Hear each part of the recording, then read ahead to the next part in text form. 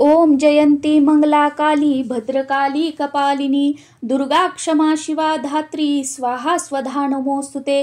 दीपज्योती परब्रह्म दीपज्योती जनार्दन दीपो हरति मे पापम संध्या दीपम नमोस्तुते। शुभं करोति कल्याणम आरोग्यम धन संपदा शत्रु बुद्धी विनाशाय दीपज्योती नमोस्तुते। अखंड दीप प्रज्वलित करताना हा मंत्र म्हणायचा आहे। नमस्कार सर्वांना, मी प्रांजली। या व्हिडिओमध्ये मी तुमच्यासोबत नवरात्रीत अखंड दीप कसा प्रज्वलित करावा, अखंड दीप प्रज्वलित करण्याचा शुभ मुहूर्त, अखंड दिव्याची योग्य दिशा म्हणजे दिव्याची ज्योत कोणत्या दिशेला असावी, दिव्यासाठी कोणतं तेल वापरावं, दिवा तेलाचा की तुपाचा असावा, दिव्यासाठी वात कोणती वापरावी, कापसाची की कलाव्याची, दीप प्रज्वलित करण्यापूर्वी दिव्यामध्ये तेलही टाकण्यापूर्वी कोणती एक वस्तू टाकायची आहे ज्यामुळे तेलामध्ये ऑक्सिजन खेळतं राहील आणि आपला दिवा सारखा सारखा शांत होणार नाही, म्हणजे तो विझणार नाही। आणि दीप प्रज्वलित केल्यानंतर सुद्धा त्यामध्ये 3 वस्तू टाकायच्या आहेत ज्यामुळे 9 दिवस आपला दिवा जशास तसा प्रज्वलित राहील। आणि सर्वात महत्त्वाचं, दिव्याची काजळी कशी काढावी हा बऱ्याच जणांचा प्रश्न असतो। दिव्याची काजळी प्रत्यक्षपणे 2 पद्धतीनुसार या व्हिडिओमध्ये मी तुम्हाला काढून दाखवणार आहे। या दोन्हीपैकी कोणत्याही पद्धतीनुसार तुम्ही दिव्याची काजळी काढू शकता। अगदी 1 सेकंदात काजळी काढून होईल आणि दिवा शांत सुद्धा होणार नाही। याचबरोबर बऱ्याच जणांचा प्रश्न असतो, 1.25 हात वात म्हणजे काय? तर 1.25 हात वात इथे मी तुम्हाला मोजून दाखवणार आहे आणि अजून बरीच माहिती या व्हिडिओमध्ये मी तुमच्यासोबत शेअर करणार आहे। हा व्हिडिओ बघितल्यानंतर दुसरा कोणताच व्हिडिओ बघण्याची तुम्हाला गरज पडणार नाही। तुमच्या सर्व प्रश्नांची उत्तरं याच व्हिडिओमध्ये तुम्हाला मिळून जातील। सुरुवात शुभ मुहूर्तापासून करूया।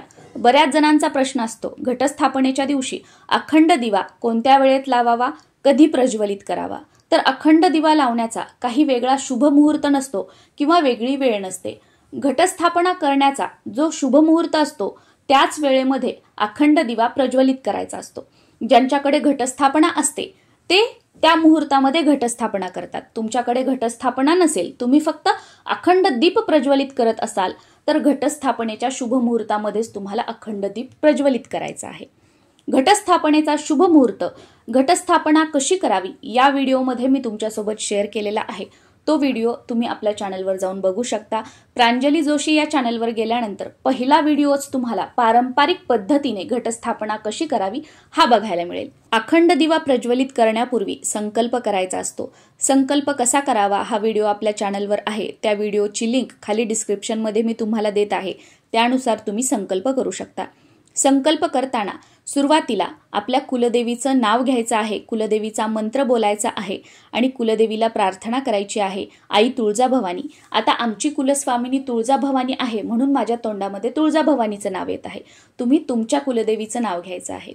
आई तुळजाभवानी, तुझ्या आशीर्वादाने कृपेने आजपासून दशमीपर्यंत, आता आमच्याकडे दशमीच्या दिवशी घट उठतात, तुमच्याकडे ज्या माळेला घट उठतात त्या माळेचा तुम्हाला उल्लेख करायचा आहे। जसं की तुमच्याकडे नवमीला घट उठत असतील तर नवमीपर्यंत म्हणायचं, तुमच्याकडे अष्टमीला घट उठत असतील तर अष्टमीपर्यंत म्हणायचं। आई तुळजाभवानी, तुमच्या आशीर्वादाने मी आज घटस्थापनेपासून ते दशमीपर्यंत अखंड दिवा प्रज्वलित करत आहे। तुमच्या कृपेने दशमीपर्यंत हा अखंड दिवा असाच तेवत राहू द्या। या दीपाच्या प्रकाशाप्रमाणे माझंही आयुष्य प्रकाशमय होऊ द्या। माझ्या घरातून, माझ्या आयुष्यातून अंधकार, नकारात्मकता दूर होऊन माझ्या घरात, माझ्या आयुष्यामध्ये सुख, समृद्धी, ऐश्वर्य नांदू द्या।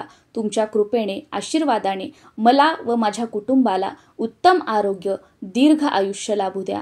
आई तुळजाभवानी, तुझ्या कृपेने तुमचा उद्योगधंदा व्यवसाय असेल तर तो चांगला चालावा, किंवा तुमच्या घरामध्ये नोकरी करणारे असतील तर त्यामध्ये त्यांची प्रगती व्हावी, तुमच्या घरात जर कोणी आजारी असेल तर त्यांना उत्तम आरोग्याची प्राप्ती व्हावी, किंवा तुमच्या घरात कोणाला संतान प्राप्तीसाठी प्रॉब्लेम्स येत असतील तर त्यांना यावर्षी संतान प्राप्ती व्हावी, तुमच्या घरात पाळणा हलावा, किंवा तुमच्या मुलाबाळांचे लग्न राहिलेले असतील तर यावर्षी तुमच्या घरामध्ये मंगल कार्य व्हावं, मुलांचे लग्न व्हावेत, स्वतःचं घर घेण्याचा तुम्ही प्रयत्न करत आहात पण यश मिळत नाहीये तर यंदाच माझं स्वतःचं घर होऊ दे, पुढच्या वर्षीची नवरात्र माझी स्वतःच्या घरात होऊ दे, अशी प्रार्थना करायची। या व्यतिरिक्त तुमच्या ज्या काही इच्छा असतील त्या तुम्हाला तुमच्या कुलस्वामिनीला सांगायच्या आहेत आणि त्यानंतर अखंड दीप आपल्याला प्रज्वलित करायचा आहे. अखंड दिवा चौरंगावर किंवा पाटावर असाच ठेवायचा नाही, त्याला तांदुळाचं आसन द्यायचं आहे.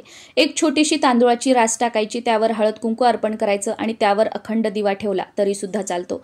किंवा अशी एक प्लेट घ्यायची किंवा ताम्हण घ्यायचं, त्याच्यामध्ये तांदूळाची रास टाकून ते तांदूळ पसरून घ्यायचे आणि त्यावर अष्टकमलदल काढायचं. अष्टकमलदल काढण्याची ही सोपी पद्धत आहे.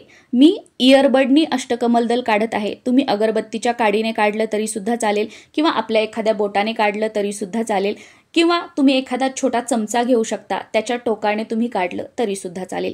किंवा अशी तुम्ही तांदूळाची रास टाकू शकता आणि त्यामध्ये स्वास्तिक काढून त्यावर हळद कुंकू अर्पण करून त्यावर दिवा ठेवला तरी सुद्धा चालू शकतो. अखंड दिवा लावण्यासाठी तुम्ही तिळाचं तेल वापरलं तर अतिशय उत्तम आहे.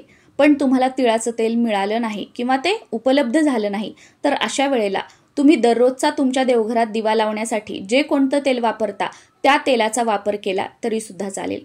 बरेच जण म्हणतात दिवा तेलाचा लावावा की तुपाचा, हे तुमच्या कुळाचारानुसार अवलंबून आहे. परंपरागत पिढ्यानपिढ्या तुमच्याकडे तेलाचा दिवा लावण्याची पद्धत आहे की तुपाचा दिवा लावण्याची पद्धत आहे. तुमच्याकडे जी पद्धत आहे त्यानुसार तुम्हाला दिवा लावायचा आहे. वात कोणती वापरावी असा सुद्धा प्रश्न येतो. हे पण तुमच्या परंपरेनुसार तुम्हाला करायचं आहे. तुमच्या कुळाचारानुसार तुमच्याकडे कापसाची वात पूर्वीपासून वापरली जात असेल तर तुम्हाला अखंड दिव्यासाठी कापसाचीच वात वापरायची आहे.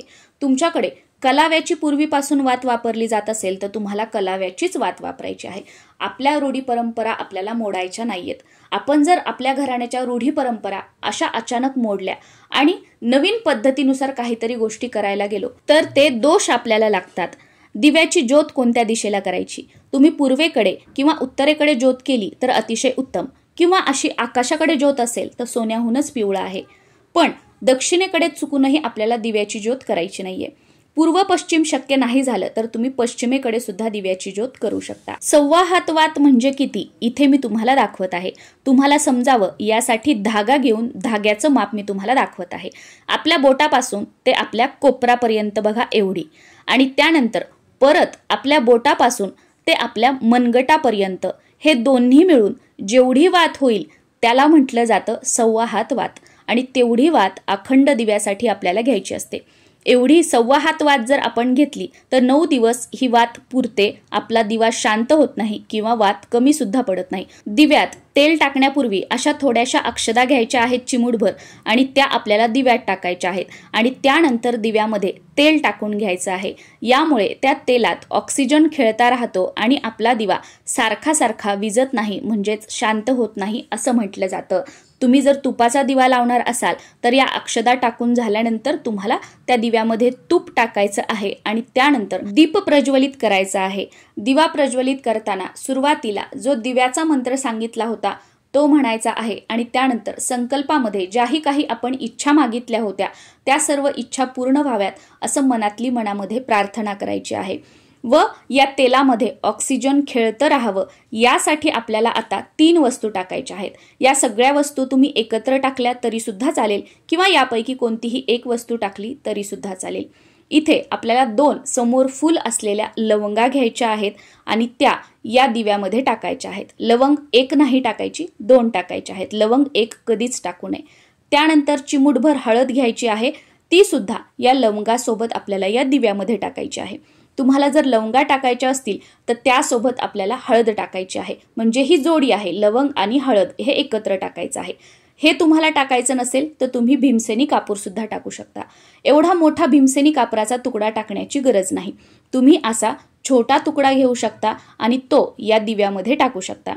जेव्हा तुम्हाला 1-2 दिवसांनी वाटेल की तेलामध्ये हा कापूर पूर्णपणे विरघळला आहे, त्यानंतर परत तुम्ही अजून एक कापराचा तुकडा टाकला तरी सुद्धा चालेल.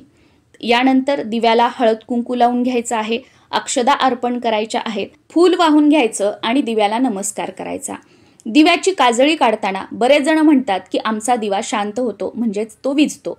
तर तुमचा दिवा शांत जरी झाला तरी त्याचे दोष लागू नयेत, तुमचा अखंड दीप प्रज्वलितच राहावा यासाठी काय करायचं? तुमचा तेलाचा दिवा असेल तर तेलाची वात घ्यायची, तुमचा तुपाचा अखंड दिवा असेल तर तुपाची फुलवात घ्यायची. असं एका स्टँडमध्ये एक वात मी तेलात बुडवून घेतलेली आहे, कारण माझा तेलाचा दिवा आहे. तुमच्याकडे अशी धूपदाणी नसेल तर तुम्ही एक तेलाचं निरांजन घेऊ शकता, त्याच्यामध्ये वात बुडवून तुम्ही घेऊ शकता आणि अशी वातीला वात म्हणजे दिव्याने दिवा तुम्हाला लावून घ्यायचा आहे। इतर वेळी आपण दिव्याने दिवा लावत नाही, पण हा अखंड दिवा आहे आणि तो आपल्याला अखंडच ठेवायचा आहे, म्हणून दिव्याने दिवाच लावून घ्यायचा आहे। पहिल्या पद्धतीनुसार असा एक चिमटा तुम्हाला मिळतो, तो चिमटा आणायचा आहे। काजळी काढताना अखंड दिवा शांत होऊ नये यासाठी अगोदर वात अशी वरती उचलून घ्यायची आहे, जास्त वरती उचलून घ्यायची, दिव्याची ज्योत मोठी होऊ द्यायची, खालपर्यंत तो अग्नी त्या वातीला लागू द्यायचा आणि त्यानंतर हळुवारपणे असं वरचेवरी जी काजळी आहे ती काढून घ्यायची आहे। तुमचा दिवा अजिबात शांत होत नाही, कारण तुम्ही अगोदरच वात वरती ओढून घेतलेली आहे आणि काजळी काढताना जरी थोडं इकडे तिकडे काही झालं तर काजळीच्या खाली जास्तीची वात आहे ती प्रज्वलित झालेली आहे, म्हणून तुमचा दिवा जो आहे तो शांत होत नाही। बघा, इथे मी तुम्हाला 2-3 वेळा करून दाखवलेलं आहे। याप्रमाणे तुम्ही दिव्याची काजळी काढली तर तुमचा दिवा अजिबात शांत होणार नाही। आणि समजा चुकून काजळी काढताना तुमचा दिवा शांत झाला तर इथे आपण हा दुसरा दीप त्या दिव्याने प्रज्वलित करून ठेवलेला आहे, तर काय करायचं, लगेच हा दुसरा दिवा जो आपण ठेवलेला आहे तो उचलायचा। काजळी काढून झाली की त्या दुसऱ्या दिव्याने हा दिवा आपल्याला प्रज्वलित करायचा आहे। आता हा जो दुसरा दिवा आहे त्यामध्ये समजा तेल असेल, ती वात असेल, तर ती फुंकर मारून किंवा हाताने आपल्याला ती विझवायची नाहीये। ती दुसरी वात जी आहे ती आपल्याला तुळशीजवळ किंवा आपल्या देवघरासमोर तो दिवा ठेवायचा आहे, कारण अखंड दिव्याने आपण ते प्रज्वलित केलेलं आहे। आणि समजा दुसरा हा दिवा लावून घ्यायचं तुमच्या लक्षात राहिलं नाही काजळी काढताना आणि तुमचा दिवा शांत झाला तर घाबरून जायचं नाही, काही अशुभ गोष्टी घडल्या असे विचार सुद्धा मनामध्ये आणायचे नाही, कारण आपल्या कुलस्वामिनीची सेवा म्हणून हा आपण अखंड दिवा प्रज्वलित केलेला आहे। आणि आपली कुलस्वामिनी, आपली आई आपल्या लेकरांचं कधी वाईट करेल का? आणि कोणताही देव, कोणतेही गुरु कधीच कोणाचं वाईट करत नाहीत। आपल्यासोबत जे काही वाईट होत असतं ते आपल्या कर्मानुसार होत असतं। आणि नेहमी एक गोष्ट लक्षात ठेवायची, देव हा भक्तीचा विषय आहे, देव हा भीतीचा विषय अजिबात नाहीये। त्याच्यामुळे घाबरून जायचं नाही, देवी आईची माफी मागायची आणि परत दिवा प्रज्वलित करायचा आहे। दुसरं बघा, अशी आपल्याकडे युपिन असते घरी, हेअरस्टाईल करण्यासाठी आपण अशी युपिन वापरतो ना, पहिल्या प्रकारचा जर तुमच्याकडे चिमटा नसेल तर अशी युपिन घ्यायची आणि त्या युपिनने सेम वात अगोदर वरती करून घ्यायची, पूर्ण ती ज्योत जी आहे ती मोठी होऊ द्यायची दिव्याची आणि त्यानंतर मग या युपिननेच आपल्याला वरचेवरी ती काजळी काढून घ्यायची आहे आणि काजळी काढून झाल्यानंतर परत वात जी आहे ती खाली ओढायची आणि दिवा संथ करायचा आहे। आय होप अखंड दिव्याबद्दल तुम्हाला संपूर्ण माहिती मिळालेली असेल, तुमच्या सगळ्या प्रश्नांची उत्तरं तुम्हाला मिळालेली असतील, कारण खूपच सविस्तर आणि डिटेलमध्ये मी तुम्हाला संपूर्ण सांगितलेलं आहे। पण तरी सुद्धा अजून काही प्रश्न असतील तर खाली कॉमेंट सेक्शनमध्ये तुम्ही विचारू शकता आणि नवरात्री संदर्भातील अजून व्हिडिओज बघायचे असतील तर प्रांजली जोशी या चॅनलला तुम्ही भेट देऊ शकता। घटस्थापना करताना धान्य कसं पेरावं, सप्तधान्य कोणतं घ्यावं, तुम्हाला जर रानातली वावरी मिळाली नाही, तुम्ही जर नर्सरीमधून वावरी आणलेली असेल तर ती चिकट असते, त्यामध्ये धान्य व्यवस्थित उगवत नाही, तर नर्सरीतून आणलेल्या वावरीमध्ये आपण काय मिक्स करायचं आहे जेणेकरून आपलं धान्य चांगलं दाटसर, भरगच्च, उंच उंच, हिरवगार उगवेल, हे तुमच्यासोबत मी घटस्थापना कशी करावी या व्हिडिओमध्ये शेअर केलेलं आहे आणि पारंपरिक पद्धतीने घटस्थापना तुम्हाला करून दाखवलेली आहे। त्याचबरोबर नवरात्रीमध्ये मंगल कलशाची स्थापना करायची असेल तर ती सुद्धा मी तुम्हाला करून दाखवलेली आहे। नवरात्रीमधील सर्वात प्रभावी सेवा कुंकुमार्चन, तर कुंकुमार्चन 3 पद्धतीनुसार तुम्ही कसं करू शकता। आता बऱ्याच जणांकडे नवरात्रीमध्ये देव हलवत नाहीत, तर देव न हलवता कुंकुमार्चन कसं करायचं हे त्या व्हिडिओमध्ये मी तुम्हाला करून दाखवलेलं आहे। त्याचबरोबर नवरात्रीचे उपवास कसे करायचे आहेत, नवरात्रीच्या उपवासाला काय खावं काय खाऊ नये, तुम्हाला पहिल्यांदा घटस्थापना करायची असेल तर ती कशी करावी, त्याचे नियम काय आहेत, असे बरेच व्हिडिओ मी तुमच्यासोबत शेअर केलेले आहेत। नमस्कार, तुम्हा सर्वांना घटस्थापनेच्या आणि नवरात्रीच्या खूप साऱ्या शुभेच्छा।